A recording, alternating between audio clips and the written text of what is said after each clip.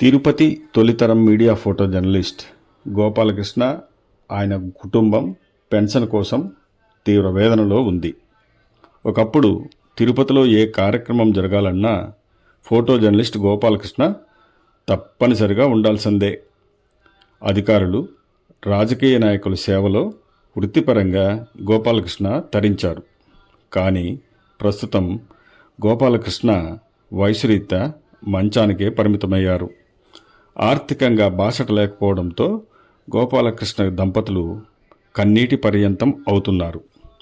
Veteran journalist association తరపున తక్షణ అవసరాల కోసం నరేందర్ రెడ్డి, రామవరదరాలు, జనార్దన్ అసోసియేషన్ తరపున కొంత ఆర్థిక సాయాన్ని గోపాలకృష్ణకు అందించారు.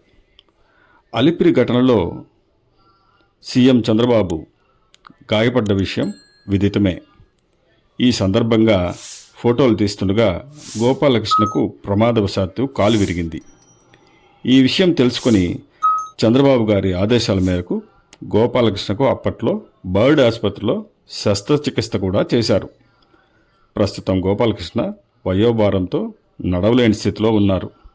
కుటుంబం కుంటుపడింది. సొంత ఇల్లు లేదు. అద్దె కట్టలేక అవస్థపడుతున్నారు. సీఎం చంద్రబాబు చొరవ తీసుకుంటారని, ఆదుకుంటారని గోపాలకృష్ణ కుటుంబం ఆశగా ఎదురుచూస్తోంది. డబ్బు ఆసుపత్రి ఏం కాదు.